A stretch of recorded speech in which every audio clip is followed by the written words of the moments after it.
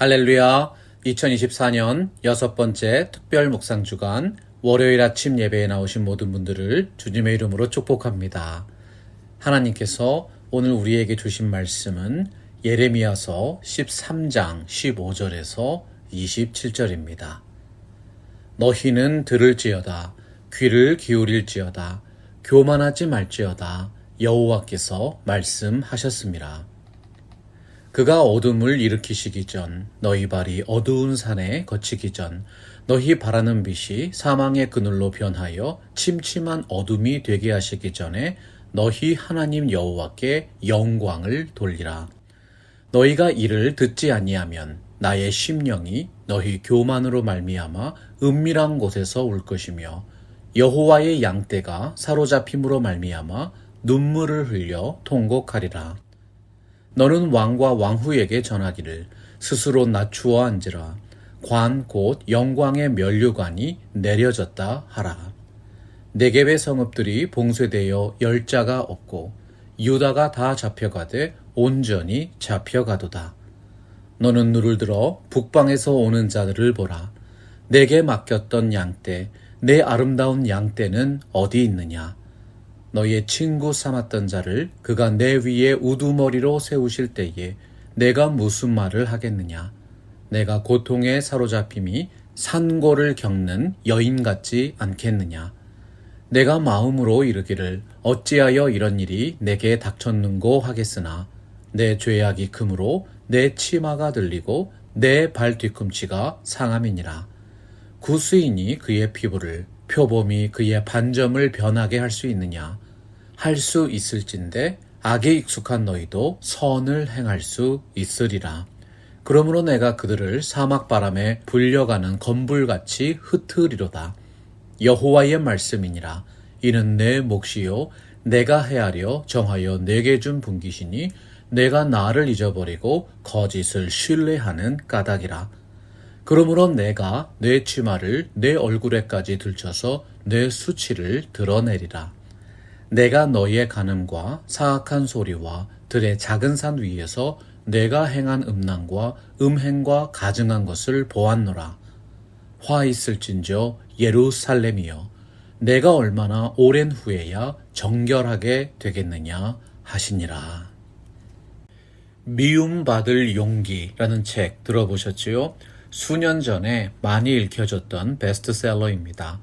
심리학의 3대 거장인 프로이트와 융, 아들러 중에서 긍정의 심리학과 자기계발 이론의 창시자로 알려진 아들러의 관계 심리학을 쉽게 해석한 작품으로 알려져 있습니다. 사람은 다양한 관계 속에서 거절당하고 상처받고 미움을 받을 수 있는 약한 존재입니다. 그럼에도 불구하고 자신의 마음속에 품고 있는 뜻을 끝까지 포기하지 않고 추구할 수 있는 사람이 좋은 마음과 건강한 정신을 소유한 사람이라고 평가하고 있지요. 모든 관계의 문제는 서로가 서로를 배려하지 않는 데서 시작합니다. 아니, 왜 내 마음을 몰라주는 것입니까? 이런 얘기 많이 들어보셨죠? 관계에서 가장 중요한 것이 무엇일까요? 마음과 마음이 통하는 것입니다. 아무리 오래된 관계라 할지라도 마음이 갈라져 있으면 진정으로 좋은 관계라고 할 수 없습니다. 마음은 어떻게 해야 합니까? 마음은 표현해야 합니다. 서로가 마음을 진실하게 표현하고 넓은 마음으로 포용할 때 생각과 감정과 뜻이 하나가 되는 좋은 관계로 발전할 수 있는 것입니다. 하나님과의 관계도 마찬가지입니다. 아무리 신앙생활을 오래 했어도 하나님의 마음을 모르면 하나님과 인격적인 교제를 누리고 있다고 말할 수는 없겠지요. 신앙의 위기는 우리를 향하신 하나님의 마음을 의심하게 되는 것입니다. 하나님의 뜻을 품고 그 뜻대로 순종하고자 할 때 하나님의 말씀이 약속하는 능력 있는 신앙이 될 것입니다. 예레미야 애가 3장 33절 보면 주께서 인생으로 고생하게 하시며 근심하게 하심은 본심이 아니시라고 했습니다. 우리를 향하신 하나님의 본심이 구체적으로 무엇일까요? 우리가 아직 죄인 되었을 때에 그리스도께서 우리를 위하여 죽으심으로 하나님께서 우리에게 대한 자기의 사랑을 확증하셨느니라. 하나님의 본심을 우리 마음속에 굳게 붙들고 신뢰하는 것이 강하고 견고한 신앙입니다. 오늘 말씀 15절 보면 예레미야 선지자가 안타까운 심정으로 호소합니다. 너희는 들을지어다, 귀를 기울일지어다, 교만하지 말지어다, 여호와께서 말씀하셨습니다. 우리가 누군가를 정말 존경하고 사랑한다면 그분의 말씀에 귀를 기울이고 그 뜻이 무엇인지 가슴에 새기며 살아가게 되어 있습니다. 하나님과의 관계도 마찬가지입니다. 교만한 사람은 하나님의 뜻을 구하지 않습니다. 자기가 모든 것을 할 수 있다고 생각하기 때문이지요. 그래서 하나님의 말씀 성경은 듣는 것과 성도의 신앙을 연결시킵니다. 이스라엘아 들으라. 우리 하나님 여호와는 오직 유일한 여호와이시니 너는 마음을 다하고 뜻을 다하고 힘을 다하여 내 하나님 여호와를 사랑하라. 우리가 정말 하나님을 사랑한다면 날마다 하나님의 말씀 듣기를 원하게 되고 그분 말씀에 순종하며 살아가는 진실한 신앙인이 됩니다. 바울이 로마서 10장 17절에서 강조하였지요. 그러므로 믿음은 들음에서 나며 들음은 그리스도의 말씀으로 말미암았느니라.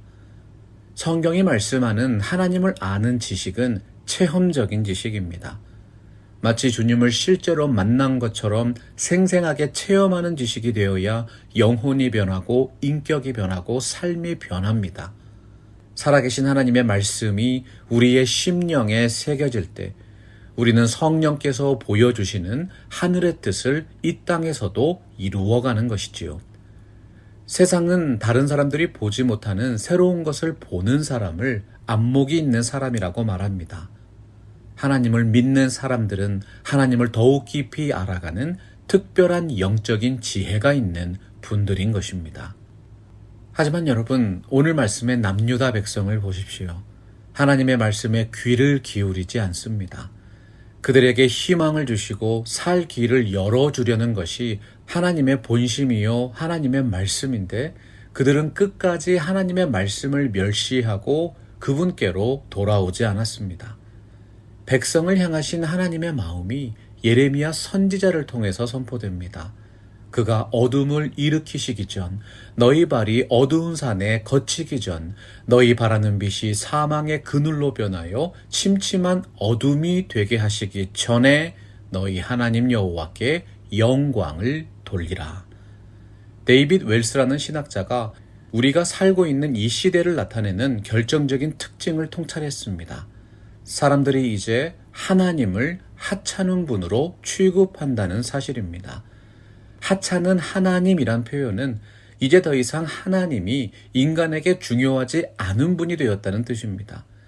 세상의 모든 영역에서 인간들의 삶의 현장에서 하나님과 동행하는 진정한 신앙이 점점 사라져간다.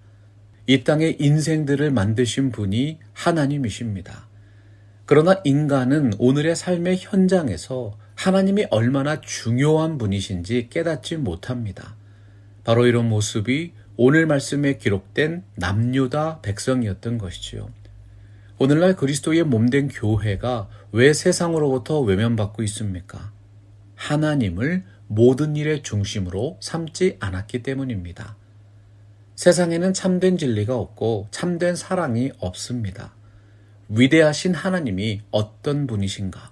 그분의 진리와 사랑을 더욱 깊이 알아갈 때 우리 삶의 의미와 목적이 회복되는 줄로 확신합니다. 오늘 말씀 16절은 무엇보다 먼저 너희 하나님께 영광을 돌리라고 강조하고 있습니다. 이것이 유일한 해결책이기 때문이죠. 16절을 히브리어 원어 성경으로 보면 하나님께 영광을 돌리라는 명령문이 맨 앞에 기록되어 있습니다. 목적이 있는 삶은 표류하지 않고 은혜가 충만한 삶은 흔들리지 않습니다. 인생의 목적과 은혜의 충만함이 서로 다른 것이 아닙니다. 모두가 같은 방향을 지향하고 있지요. 인생의 목적은 하나님을 영화롭게 하고 그분을 영원토록 즐거워하는 것입니다. 그렇다면 어떻게 하나님의 위대하심, 하나님의 영광을 우리의 삶에서 회복할 수 있을까요? 17절 말씀을 통해 예레미야가 선포하고 있습니다. 너희가 이를 듣지 아니하면 나의 심령이 너희의 교만으로 말미암아 은밀한 곳에서 울 것이며 여호와의 양떼가 사로잡힘으로 말미암아 눈물을 흘려 통곡하리라. 건강한 신앙의 시작점은 영적 분별력입니다. 말씀으로 분별하고 예배로 구별될 때 비로소 그리스도인은 방향을 찾고 세상에 빛을 비추기 시작하지요. 하나님의 위대함을 회복하기 위한 가장 좋은 출발점은 하나님의 말씀을 통해서 그분을 더욱 친밀하게 알아가는 것입니다. 구약 성경에서 가장 많은 분량을 차지하는 말씀이 선지서입니다. 선지서는 백성들의 죄악을 징계하시는 하나님의 아픈 사랑을 표현하고 있습니다. 더 나아가서 그들이 왜 그렇게 심판을 받게 되었는지 매우 강렬한 어조로 반복적으로 교훈하시지요. 예레미야는 그 이유를 단적으로 명시합니다. 이는 너희가 하나님의 말씀을 듣지 않았기 때문이다. 예레미야 선지자는 눈물의 선지자로 불립니다. 그의 눈물은 회개치 않는 백성을 향한 긍휼의 눈물이었고 하나님의 말씀을 듣지 않아서 끝내 심판을 받은 백성을 향한 슬픔의 눈물이었습니다. 여러분, 그 예레미야의 눈물이 우리 마음속에 있어야 합니다. 누가복음 19장 42절 보면 주님께서도 예루살렘 성을 바라보시면서 눈물을 흘리셨습니다. 이르시되 너도 오늘날 평화에 관한 일을 알았더라면 좋을 뻔하였거니와 지금 내 눈에는 숨겨졌도다. 예레미야가 하나님의 말씀을 선포할 때 그의 심령 속에 아픔과 고통의 눈물이 새겨졌습니다. 그의 말씀을 듣는 백성들이 하나님의 말씀을 경시하였고 하나님의 깊은 뜻을 깨닫지 못했기 때문입니다. 오늘 말씀 20절과 21절 보십시오. 예레미야가 앞으로 될 일을 미리 알고 그들에게 질문합니다. 내게 맡겼던 양떼, 내 아름다운 양떼는 어디 있느냐? 내가 고통에 사로잡힘이 산고를 겪는 여인 같지 않겠느냐? 참으로 놀랍게도 백성들의 반응은 냉담했습니다. 말씀을 경시하는 정도가 아니라 하나님 자체를 멸시한 것이지요. 오늘 말씀 23절 보면 악에 익숙한 너희도 선을 행할 수 있으리라. 하나님까지도 답답해 하십니다. 25절에서는 어떻게 말씀하십니까? 내가 나를 잊어버리고 거짓을 신뢰하는 까닭이라. 그들이 징계받은 원인이 무엇인지 분명하게 밝히셨습니다. 남유다 백성들이 징계와 심판의 메시지를 여러 차례 듣고도 깨닫지 못한 이유가 무엇입니까? 너희가 듣기는 들어도 깨닫지 못할 것이요 보기는 보아도 알지 못하리라. 육에 속한 사람은 본성적으로 자기가 듣고 싶은 말을 듣고 보고 싶은 것에 더욱 집중하는 경향이 있습니다. 뼛속까지 죄악에 빠져서 돌처럼 굳은 마음으로는 하나님의 뜻을 분별할 수가 없는 것이지요. 사랑하는 팜스프링스 개혁 장로교회 성도 여러분, 하나님의 말씀을 들음이 인생의 희망입니다. 하나님의 말씀을 들음으로 믿음이 생기고 그 믿음을 통해 하나님의 뜻을 깨닫게 됩니다. 예루살렘을 향하신 하나님의 마음이 우리들의 마음의 눈에 보이게 된 것을 언제나 감사하며 살아가시기를 바랍니다. 말씀이 육신이 되어 우리 가운데 거하심에 우리가 그의 영광을 보니 아버지의 독생자의 영광이요 은혜와 진리가 충만하더라. 오늘날 우리가 성경 말씀을 통해서 하나님의 음성을 들을 수 있고 하나님과 함께 동행할 수 있다는 것이 얼마나 큰 은혜요 축복입니까? 하박국 2장 14절 보면 이는 물이 바다를 덮은 같이 여호와의 영광을 인정하는 것이 세상에 가득함이니라 선포했습니다. 인간의 역사를 향하신 하나님의 뜻은 하나님의 영광으로 온 땅이 충만해지는 것입니다. 바울이 골로새서 3장 4절에서 교회의 비전이 무엇인지 말씀하셨죠? 우리 생명이신 그리스도께서 나타나실 그때에 너희도 그와 함께 영광 중에 나타나리라. 토마스 왓슨이라는 청교도는 하나님의 영광은 성도의 삶을 통해 드러나는 신성의 불꽃이라고 표현했습니다. 오늘도 주 앞에 나오셔서 말씀을 듣고 삶을 시작하시는 여러분들의 삶에 하나님의 위대하심을 인정하는 아름다운 삶의 예배가 불꽃처럼 회복되기를 주의 이름으로 축원합니다. 하나님의 말씀과 성령으로 충만해질 때 우리를 향하신 하나님의 뜻이 불꽃처럼 나타날 것입니다. 말씀 앞에서 경외하며